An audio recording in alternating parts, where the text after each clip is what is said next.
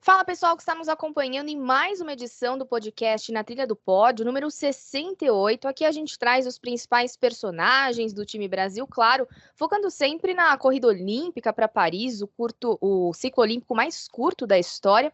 E hoje o nosso assunto, saltos ornamentais. O Isaac Souza está aqui. Olha, primeira vez que a gente conversa, Isaac, seja muito bem-vindo. Já vou cobrar sua presença aqui em outras oportunidades que a gente está num ano importante, né, para sua modalidade. Então seja bem-vindo aqui à Band News FM, ao podcast também com imagens, para quem quiser nos acompanhar no YouTube. Como é que estão as coisas por aí? Acho que você está num lugar, assim, bem a cara do esporte em alto rendimento, hein? Oi, gente, obrigado pelo convite, estar aqui falando um pouquinho de mim, um pouquinho sobre o meu esporte.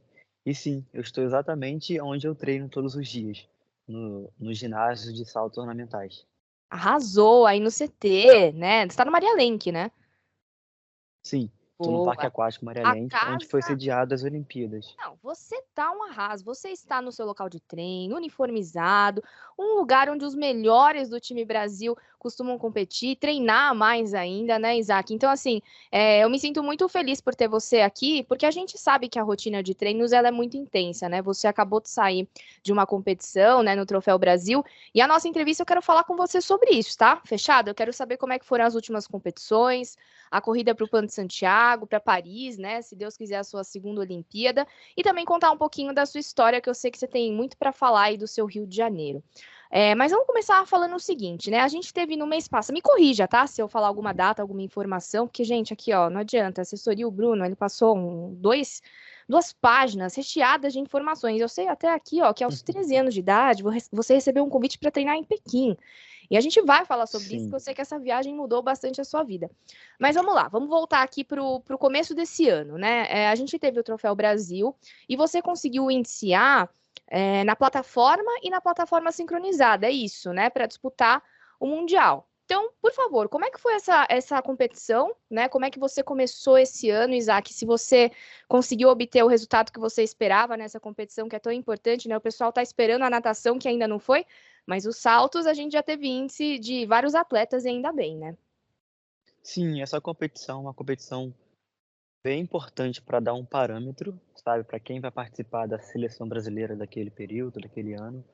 E eu consegui a minha vaga, só corrigindo, foi final do ano passado, em dezembro, Boa. em João Pessoa.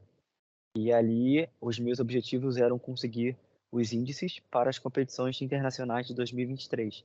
E ali eu consegui ultrapassar o índice tanto para o individual quanto para o Tá, sincronizado. boa. Ótimo. E sabe o que eu tava pensando quando eu tava. Gente, ele ganhou Grand Prix, campeão sul-americano. Isaac, eu não vou falar o seu currículo, não. Vamos focar na pressão olímpica, que eu quero ver você lá em Paris, tá? Quando eu tava vendo os seus índices, as competições, você também faz a plataforma sincronizada, né? E assim, eu acho que é uma virtude muito grande de um atleta, porque não depende só de você. Não adianta você ir lá treinar, fazer o seu melhor se o teu parceiro às vezes não tá num dia bom. E você tem de ser compreensível, porque da mesma forma que ele tá suscetível ao erro, você também tá, né? Então vocês são uma dupla, vocês têm que se entender ali no olhar, nos movimentos, para saber como é que aquele corpo, né, vai cair, vai se comportar na plataforma. Como é para você, né? Eu sei que você gosta, óbvio, de se dividir, né, no individual e também no sincronizado, mas como é para você ter de lidar com os parceiros, inclusive você foi medalha no PAN, né, com o Cauã, se não me engano, né, em Lima. Isso. Então, como que tem sido esse processo de treinos? Vocês chegam a treinar em algum momento juntos? Como que funciona esse diálogo? Então, para começar, eu treino no Rio de Janeiro e a minha dupla atual, o Diogo Silva, treina em Brasília. E foi a mesma coisa com minha dupla passada, o Calma Pereira. Ele treinava em Brasília e eu no Rio de Janeiro. E aí a gente só se encontrava quando tinha training camps aqui no Rio ou em Brasília. E a gente aproveitava para treinar o sincronizado ou em viagens de competições mesmo, sabe? Que a gente chega alguns dias antes para poder treinar, se acostumar com o fuso horário e competir. Então, geralmente são esses períodos que a gente consegue se juntar e treinar. Não, ótimo. E outra coisa também interessante que eu estava pensando aqui, o fato de você vivenciar aí o Maria Lenk, que o COB está centralizando, né? Agora a sede até administrativa aí para o parque, tem toda a questão da Olimpíada, né? Do glamour, assim, de você respirar mesmo o clima olímpico, né? O quanto isso te ajuda? Isaac, no sentido de, sabe, às vezes você chega, tá frio, aquele diazinho, putz, tô desmotivada, que o treino de hoje é chato, é o que eu não gosto, mas aí você vê de repente uma Ana Marcela Cunha passando, né? Você vê alguém ali, um Rogério Sampaio, que foi campeão olímpico, hoje é dirigente do COB. O quanto te estimula e é importante estar aí nesse espaço hoje? E me estimula demais, porque inclusive hoje fui sair do elevador e dei de cara com a Ana Marcela. Tá entendendo? Também na academia estava malhando justamente com a Rafaela Silva, entende? Então, cara, tô cercado de estrelas aqui, super-heróis, entende? Então, isso anima qualquer atleta que sabe que é um meio de alto rendimento, que está no alto rendimento, dá de cara com esses atletas aqui no Maria Lenk. Boa. Quero saber o seguinte, como é que tá o seu calendário até o fim do ano? A gente tem falado muito aqui dos Jogos Pan-Americanos, que serão a principal porta de entrada para Paris, não tem jeito. Inclusive, o pessoal do COB está esperando que as outras equipes, especialmente os Estados Unidos, venham com condições de força máxima ou quase isso, talvez poupar quem já conseguiu a vaga, né, para não precisar competir. Então, quais são as suas expectativas do calendário desse ano e também para carimbar essa vaga para a Olimpíada para você conseguir a segunda participação, né, na carreira? Sim, então, a princípio, esse ano a gente tem mais 2 competições que já dão vaga para os Jogos, Olímpicos do ano que vem. A primeira dela vai ser o Mundial de Esportes Aquáticos, no Japão, em julho. Então, os 12 classificados para a final, eles sim já têm a vaga para as Olimpíadas. E a segunda competição que classifica para os Jogos Olímpicos é o Pan-Americano, em Santiago. E ali somente o primeiro colocado de provas individuais que já está com a vaga garantida. Depois do Mundial, a gente vai ter a terceira etapa da Copa do Mundo, que já participamos de 2, e conseguimos se classificar para a superfinal. E final do ano tem de novo a famosa competição para tirar os índices, né? Que é aqui no Brasileiro. Perfeito, perfeito esse calendário. Ah, que você conquistou o quarto no sincronizado e sexto no individual foi a da China, certo? Isso, a primeira etapa da Copa Tá. do Mundo. E Isso. a segunda foi aonde? Foi no Canadá. Ah, Foi tá, recentemente. Foi tá. início desse mês. Ah, entendi, entendi. Estava viajando, é verdade. Bom, o que eu quero falar com você agora é sobre os Jogos Olímpicos, porque é o seguinte, quando você carimbou a sua vaga para Tóquio, em meio àquelas condições tão adversas, né, que vocês enfrentaram da pandemia, depois houve como é que eu posso dizer, uma rota um pouco alterada, né, daquela coisa, tá bom, você conseguiu, aí eles perceberam que houve um erro de cálculo ali no número de atletas classificados e acabaram tirando você, né, e mais uma atleta do feminino e depois voltaram atrás. E eu sei que, poxa, mexe um pouco com o psicológico, né? Todo mundo tá suscetível a erro, mas é aquela coisa, pô, vou, não vou. Uma época você estava treinando sem estar classificado, né? E ali é difícil.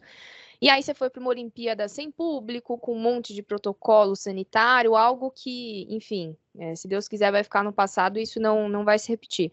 Como é que você está ansioso? Claro, tem que carimbar a vaga, eu sei que você é um cara pés no chão, né? Mas assim, partindo do princípio que hoje você é um dos destaques na modalidade e tem uma chance real, né, de ir para Paris, como é que você vê essa oportunidade de disputar a segunda Olimpíada da carreira em uma condição muito mais tranquila e podendo aproveitar mais, né, esse ambiente olímpico, porque a gente vai ter torcida, a gente vai ter um glamour ali no Rio Sena na abertura, a gente vai ter Paris aberta para o turista, né, para o atleta de um jeito diferente. Então, queria saber a sua expectativa para disputar a segunda Olimpíada nesse âmbito também de curtir mais a vila, né, de não ter de se preocupar com testes de Covid, que eram muito rigorosos, né? Antes do embarque vocês já faziam, o pós também era acompanhado, não podia sair para onde você queria.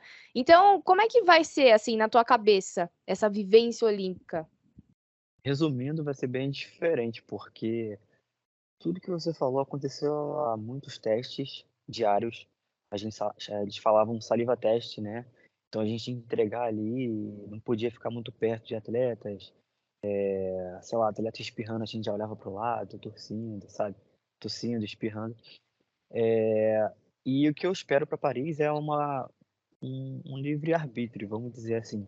Você tá ali com os amigos, poder abraçar, poder tirar fotos, entende? Poder se concentrar relaxado no ambiente olímpico, na Vila Olímpica, entende? Porque no Japão, em Tóquio, a gente não pôde ter tanta regalia assim.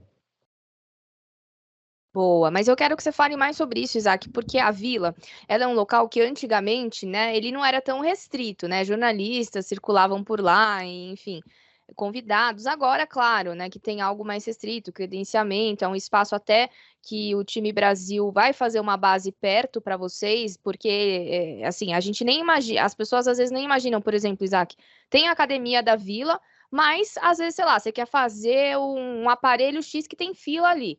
E aí o time Brasil vai fazer uma base bem pertinho da Vila para que vocês tenham um atendimento mais exclusivo, né? Mais personalizado. Então eu queria que você falasse como é que, mesmo com tantas restrições, não deixou, óbvio, de ser especial, né? A Olimpíada de Tóquio. Até porque o Japão já tem essa coisa de receber grandes eventos, né? Queria que você compartilhasse algumas memórias da Vila, se você viu algum atleta que você pôde trocar uma ideia, ou do time Brasil mesmo, se você fortaleceu alguns laços, até para o pessoal entender da importância que é também você vivenciar o ambiente olímpico, porque você está, claro, focado na plataforma, você quer dar o seu melhor, ganhar uma medalha, mas os momentos que a gente vai cultivar ali também de bastidor, né, que só o atleta pode acessar, Uhum. eles são importantes também, né? Sim, então, o time Brasil conseguiu se sobressair muito bem nessa área de, tipo, de relacionar os atletas, de juntar. Tanto é que eles criaram uma outra base só para o time Brasil, gigante, assim, por uma escola pública lá do Japão. E, tipo, era sensacional a estrutura. Tinha academia, tinha massoterapia, tinha salas para se concentrar, se meditar, almoçar, refeitórios. Então, todo esse ambiente só para o time Brasil fez muito bem, porque ali a gente pôde estar mais perto, mais, sabe, sentindo um abraço um do outro. E na vila em si, no prédio do time Brasil também estava mais ou menos a mesma vibe, entende? Todos os atletas se encontravam, tiravam foto. Eu consegui encontrar outros atletas do Brasil que eu admiro, sabe? O Hugo Calderano, outros atletas, sabe? E aí eu consegui ter essa experiência mais próxima, de cada um deles. Tudo isso porque o time Brasil se esforçou bastante, porque realmente estava muito restrito as coisas lá, as pessoas, os protocolos, sabe, de, de, de Covid. Então, o time Brasil conseguiu facilitar isso para cada atleta. Não, muito legal. E outra coisa que acaba ajudando, você tirar essa coisa da estreia olímpica. Você já foi lá em Tóquio, já viu que é uma vila, a proporção que é ser um atleta olímpico, né? Já muda a carreira, você sabe melhor do que eu isso. E agora você vai para Paris. Tô confiando aqui na tua classificação, hein? Mas tirou o peso. Você já sabe como é estar ali na salinha, você já sabe como é lá o tapetinho da plataforma, como que é o ambiente, onde que você vai deixar teu uniforme. A logística ali, ela é mais ou menos a mesma, né?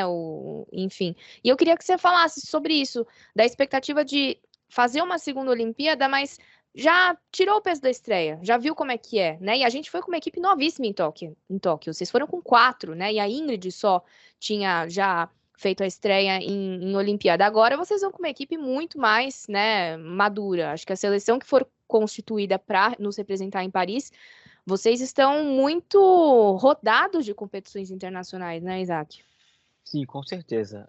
Acredito eu que a seleção brasileira que irá representar o Brasil nos Saltos Ornamentais em Paris vai estar muito mais estruturada, com mais experiência, mais competições na bagagem. E lá em Paris eu espero me sentir em casa, sabe? Não pensar que eu estou numas Olimpíadas. É claro que tem um peso, mas eu quero me sentir confortável, entende? Porque, querendo ou não, em Tóquio foi uma experiência boa, mas por esse lado de protocolos, tudo e tal, deu uma atrapalhada ali. Mas não só para mim, mas acredito eu, para todos os atletas. Mas acredito eu e espero eu que em Paris seja bem diferente e que todos os atletas consigam dar o seu melhor lá. Não, vocês vão nos representarem muito bem. E, assim, você falou esse ano que tem uma série de competições, né? E deve ser muito legal viajar com a sua galera da sua modalidade, mesmo o Mundial, né, que envolve outras modalidades em algumas situações. Mas quando você tá numa missão, gente, do time Brasil, ou seja, você vai viajar com o uniformezinho do COB mesmo, né? Ficar em um Uhum. lugar onde tem outras pessoas, como se fosse uma Olimpíada, mas a gente tem missões menores, né? Jogos Sul-Americanos, o PAN, que você foi medalhista em Lima. O que é mais legal, Isaac, quando você tá num ambiente assim que é tipo, o time Brasil chegou, sabe? O que mais.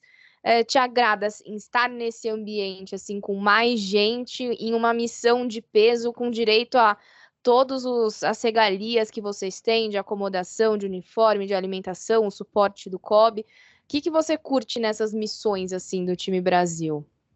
Eu curto bastante conversar, sabe? Saber de experiências de outros atletas, entende? De outras modalidades. Porque, assim, eu treinando aqui no meu ginásio, eu sei o que eu tô fazendo, eu sei o que eu preciso fazer. Mas muitos outros esportes, por exemplo, vela, canoagem, os esportes assim, que a gente não está muito acostumado a ver todos os dias aqui, Até os de perto, coletivos, né, também, vôlei, vôlei, exatamente. Eu gosto muito de trocar ideias com esses esportes, com esses atletas, porque eu gosto muito de saber a rotina, saber como eles se preparam mentalmente, porque às vezes a preparação mental para a competição é diferente da minha, entende? e pode Então ajudar também, né? e pode agregar, com certeza. E eu posso agregá-los também. Então, é geralmente isso que me empolga. É saber que ali vai ter mais rostinhos novos para eu conhecer e trocar ideia. Boa. E o que que você está esperando desse mundial que vai ser importantíssimo já no meio do ano, né, no Japão? Como é que tem sido a sua preparação? Os treinos estão focados já 100% no mundial? Como é que tá essa preparação? Sim, no Mundial, o meu objetivo é passar para a final para conseguir garantir minha vaga olímpica. Esse é o maior objetivo desse ano, é conseguir conquistar a vaga olímpica. Porém, minha preparação não está 100%, dizer assim, apurada pela questão da minha lesão no cotovelo. Então, estou focando bastante na minha recuperação, já estou no fim dela, para conseguir treinar forte para o Mundial. Eu estou treinando, mas não especificamente os saltos da competição. Tá, isso vai ser um pouco mais na reta final, né? O foco 100%, então. Isso, exatamente. Boa, boa. Espero que esteja tudo bem aí com a sua recuperação, que a gente precisa de você, hein? Mas Isso aí. supondo que você já consiga carimbar essa vaga no Mundial, como é que funciona essa questão de calendário? Vocês dão uma diminuída, tiram o pé nas competições por questão de estratégia? A Ana Marcela fez isso na reta final de Tóquio. Ela falou: "Eu não vou ficar competindo, porque vão me estudar. Eu já quero fechar a casinha, sabe?" Cada um tem um jeito de pensar, porque a vaga carimbada dá mais tranquilidade e mais possibilidade de traçar também o que você vai querer, mas, por exemplo, você iria competir o PAN do mesmo jeito? Existe alguma rota traçada, caso essa vaga já venha com certa antecedência? Caso a vaga já venha no Mundial de Esportes Aquáticos, a gente não deve mudar, eu digo a gente, eu e meu técnico, né? A gente não deve mudar nenhum plano, nenhum calendário. A gente vai continuar com as competições, com a terceira etapa de Copa do Mundo, com os Jogos Pan-Americanos e com o Brasileiro no final do ano, porque isso dá experiência para os atletas. E também eu consigo ter mais chances de medalhas, tanto no individual quanto no sincronizado. Boa, Isaac, perfeito. Agora vamos para aquela lista lá das curiosidades que o seu assessor Bruno Reis separou. Que eu tinha falado daquela história bacana que eu acho muito legal. Vira e mexe, quando você dá uma entrevista, você sempre fala desse lance aí, que você recebeu um convite para treinar em Pequim. Foi a primeira viagem internacional da sua vida? Como é que rolou esse convite? Você era da ginástica e depois descobriu os saltos. Como é que Pequim entrou nessa história? Vamos lá. Eu era da ginástica, fiz 4 anos de ginástica olímpica no Flamengo. Decidi sair, era muito novo e tal, não entendia muito esse alto rendimento, esse mundo.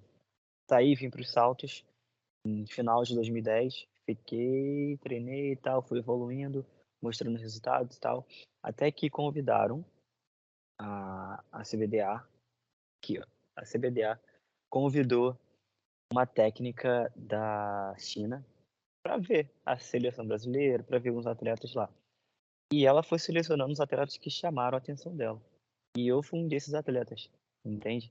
E aí me convidaram, chamaram meus pais, conversaram, porque estavam querendo nos levar para a China.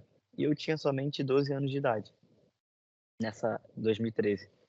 E aí eu aceitei, e sim, foi a minha primeira viagem internacional para a China, e ali eu fiquei 2 meses na China, morando.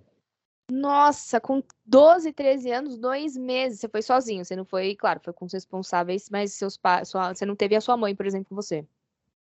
Não, Gente, que demais. Imagina você chegando lá com sua bagagem em Pequim. Meu Deus, uma cultura tão diferente, né? Porque se ainda fosse aqui na América do Sul, sei lá, você vai ler uma placa na rua na Argentina, você consegue se virar, entender mais ou menos. Agora vai entender mandarim, né? Não, eu não entendia nem o inglês na época, eu não tinha, e muito menos o mandarim, né? Hoje eu já sei um pouquinho dos dois. Na verdade, inglês já falo, né? Mas mandarim eu tô aprendendo um pouquinho, cada viagem que eu vou. Faço. E me diz uma coisa, Isaac, você até hoje mora na favela da Mangueira, no Rio? Isso, moro sim, na Mangueira, no Rio de Janeiro. Com quem que você mora? Moro com os meus pais, minha mãe, meu pai e a minha irmã mais nova, Legal. E como que é é a que é do a... meio, na verdade. Eu sou o mais Ah, novo, só que ela é mais nova, sabe? Tem uns não, anos. entendi. E como que é a sua fama lá na Mangueira? Tipo assim, essa aqui é a casa do atleta ali dos saltos. Como que o pessoal, assim, te acompanharam em Tóquio? Você foi a sensação da Mangueira? Cara, a Mangueira é uma comunidade bem unida, sabe? Então, eu lembro de eu ter falado pro meu pai que ia competir e tal. Meu pai falou, acho que 2 dias depois, ó, a Mangueira toda já tá sabendo. Postei no Facebook, avisei meus amigos, tudo e tal. Eu falei, caramba. E aí, quando eu voltei, cada pessoa que eu esbarrava na rua falava, eu te vi lá, hein? Fiquei acordado pra te ver competindo em Tóquio e tal. Então, foi uma experiência bem legal.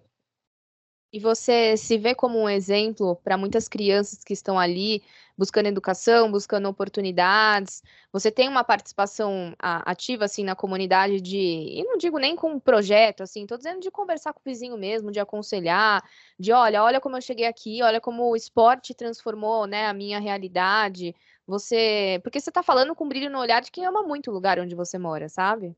Não, com certeza, eu me sinto muito acolhido, cada lugar que eu piso, cada lugar que eu vou, eu sou visto com os meus resultados, sabe.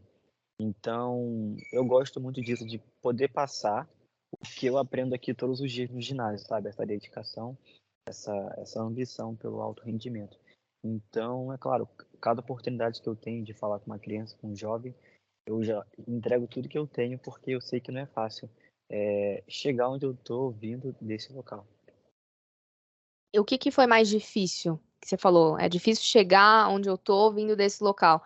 Quais foram os principais, desafios que você encontrou? Porque já vi entrevistas, de você falando que por causa de violência policial, às vezes tinha de faltar o treino, pensar na logística, né, de sair de casa, que deveria ser algo, né, que todo mundo tem o direito de fazer Sim, segurança.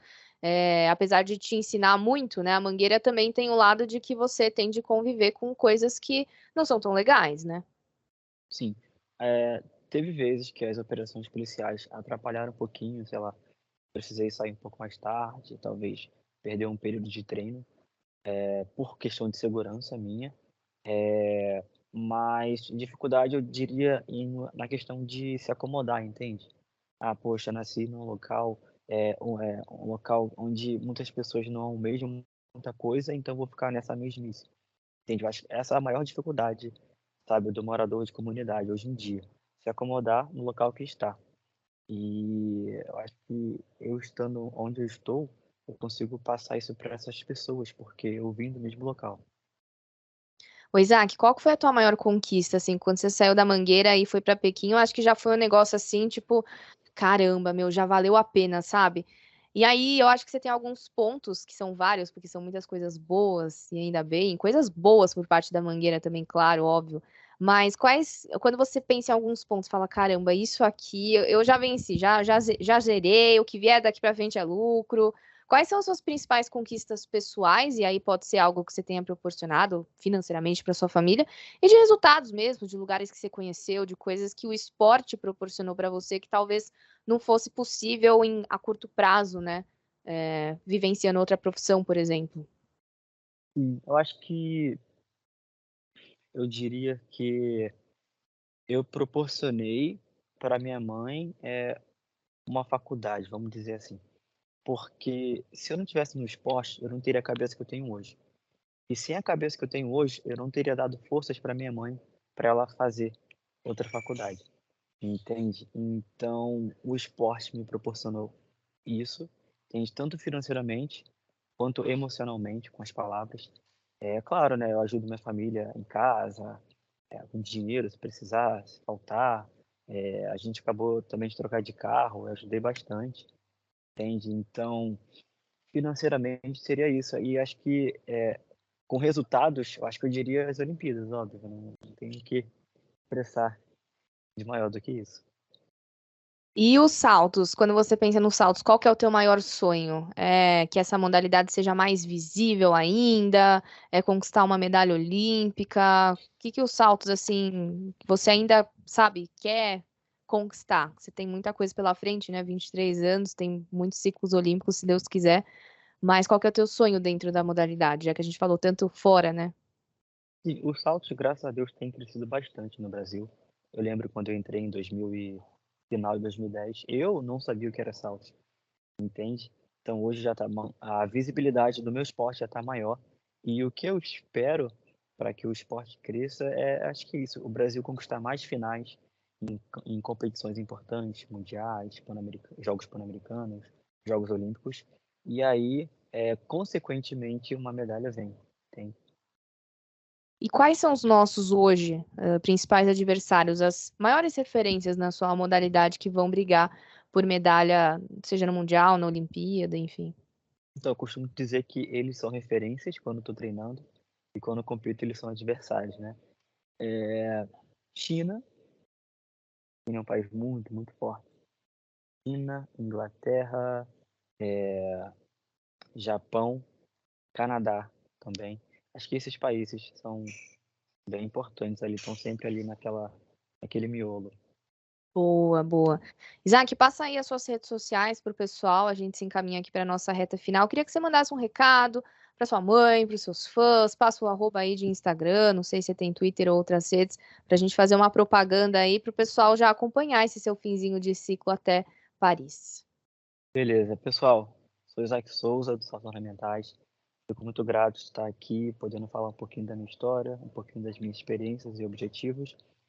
Para quem quiser continuar acompanhando meus dias de treino, não só aqui, mas fora também, é só seguir no meu Instagram, é Isaac Souza 99. E no Twitter eu não uso muito, mas para quem quiser, é Isaac Souza também, 1999. E ali eu compartilho um pouquinho do meu dia a dia. Quero também mandar um beijo para minha família, que está sempre me apoiando, meus amigos, meus familiares também, a equipe que proporcionou essa matéria aqui, a V2M, né? O Bruno, obrigado aí, muito, muito Parceiros obrigado nossos. por ter proporcionado isso aqui. Agradecer também o apoio da Marinha, do time Brasil, da Salt Brasil, do meu clube, Instituto Pro Brasil, entende que tem me ajudado bastante, me proporcionado idas em viagens, campeonatos, e ao Ministério dos Esportes Aquáticos. Ao Boa! Ministério do Esporte, na verdade. Não, mas assim, gente, essa lista de agradecimento ela é grande. Olha quanta gente tem que bancar um sonho de um super atleta olímpico. Não é um atleta que só de disputar estadual já seria um vencedor. Não, a gente está falando de um atleta olímpico, nosso Isaac Souza. Isaac, eu adorei conhecer um pouco mais da sua história. Claro que é diferente quando a gente estuda a vida do atleta e ouvir você falando com tanto carinho da sua família, da sua dedicação. Tenho certeza que você vai conseguir mais resultados positivos ainda do que você já conseguiu. Obrigada por nos representar tão bem. Costumo agradecer muito os atletas no fim da entrevista, porque a gente que acompanha o ciclo olímpico inteiro, a gente sabe o quanto é difícil, né, divulgar em momentos que vocês não estão competindo, não estão no auge, né, mas a gente faz questão de estarem perto, principalmente nas dificuldades, porque é aí que vocês vão conseguir a diferença no detalhe para estar no pódio, né, nas competições importantes. Então, eu adorei conhecer mais a sua história. Volte mais vezes, a gente vai acompanhar mais de perto ainda nessa fase do Mundial, claro, mas o microfone da Band News FM sempre aberto para você contar as histórias. Eu sei que se a gente ficasse aqui falando de Mangueira, de últimos resultados, de Troféu Brasil da sua família, seria, enfim, uma conversa sem fim, porque vocês têm história, né? Vocês vivenciaram muita coisa desde cedo. Então, eu te agradeço e deixo aqui o microfone disponível para você voltar em breve, tá bom? Para a gente acompanhar esse ciclo olímpico e, se Deus quiser, a gente, quem sabe, se vê lá em Paris. Aí seria colocar a cerejinha do bolo, tá bom? Combinado? Tá bom, combinado. Eu fico honrado de estar aqui. Muito obrigado. Obrigada. Obrigada a todos os envolvidos, gente. Em breve, mais um episódio com mais uma estrela do nosso time Brasil, mas hoje a gente falou e muito bem de saltos ornamentais, gente. Um beijo para todo mundo.